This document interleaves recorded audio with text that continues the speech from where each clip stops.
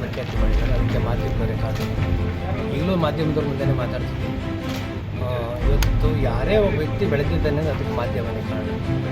ಅವನೇನಾದರೂ ಜಾತಿ ಇದನ್ನು ಅವನು ನಾಯಕರ ಇರೋಷ್ಟು 3 ದಿವಸ ನಿನ್ನೆ ಅನ್ನೋದು ಇತಿಹಾಸ ಪುಟ ಸೇರಿ, ನಾಳೆ ಅನ್ನೋದು ರಹಸ್ಯ. ನಮ್ಮ ಅವಶ್ಯಕತೆ ಇದ್ದರೆ ನಾಳೆ ಬೆಳಗ್ಗೆ ನಾವಿದ್ದರೆ ನಾಳೆ ನೋಡ್ಬೋದು. ಬಟ್ ಈ ದಿನ ಶುಭ. ನಾನು ಆ್ಯಕ್ಚುಲಿ ಓದೋಕ್ಕಾಗಲಿಲ್ಲ, ಭಾಳ ಬಡಿಸ್ತಾರೆ ಸ್ಕ್ಯಾಚಿಂದ ಹಂತವಾಗಿ ಎಲ್ಲ ಫೀಲ್ಡಲ್ಲೂ ಓಡಾಡಿದ್ದೀನಿ. ನಾನು ಹೇಳ್ದಿರ್ತಕ್ಕಂಥ ವಿಚಾರ ಇವತ್ತು ತುಂಬ ಇದೆ. ಮರಳು ವ್ಯಾಪಾರ ಮಾಡಿದ್ದೀನಿ, ಇಟ್ಟಿಗೆ ಕೂಡ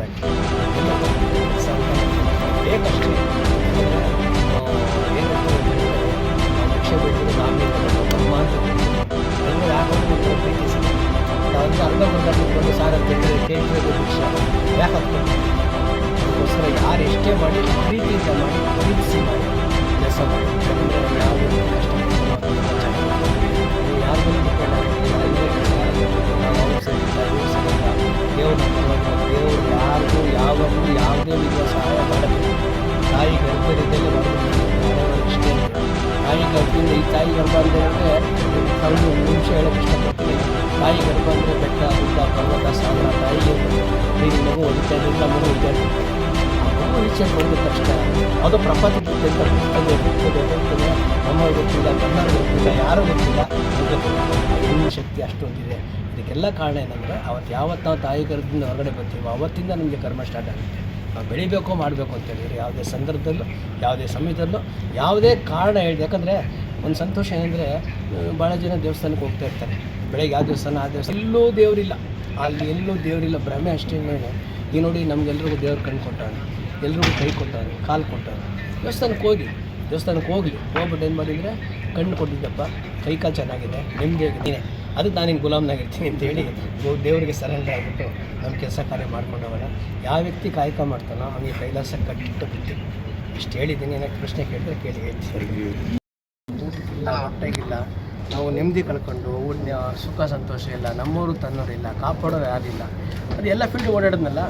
ಆಗ ನನ್ನ ಸ್ನೇಹಿತ ಈ ಥರ ಬುಕ್ ಮಾಡಿದ್ರೆ ಒಳ್ಳೇದಲ್ವ. ಇದು ಪುಸ್ತಕ ಬಂದು ನನಗೆ ಯಡಿಯೂರಪ್ಪನ ಬಗ್ಗೆ ಮಾಡಿದರು, ನಂತರ ಜಗದೀಶ್ ಶೆಟ್ಟರ್ ಬಗ್ಗೆ ಮಾಡಿದರು, ನಂತರ ಮುರುಗೇಶ್ ನಿರಾಣಿ ಬಗ್ಗೆ ಮಾಡಿದರು. ಒಂದು 8 ಪುಸ್ತಕ ಬಿಟ್ಟಿದ್ದಾರೆ. ನಾವು ಮಾಡ್ತೀವಿ ಅಂದರು, ಬೇಡ ಅಂತಂದರೆ ತುಂಬ ಬಲಂತ ಮಾಡಿದಾಗ ನೋಡೋಣ ಅಂತ ಮಾಡಿಸ್ದೆ. ಅದು ತುಂಬ ಅದ್ಭುತವಾಗಿ ಬಂದಿದೆ. ಅಟ್ಲೀಸ್ಟು ಯಾರಾದರೂ ಈಗಿನ ಕಾಲದಲ್ಲಿ ಮಕ್ಕಳು ಇವಾಗಲೇ ಹೇಳಿದ್ರಲ್ಲ, ದುಡ್ಡು ತಿನ್ನೋ ಮಕ್ಕಳೆಲ್ಲ ಕಡಿಮೆ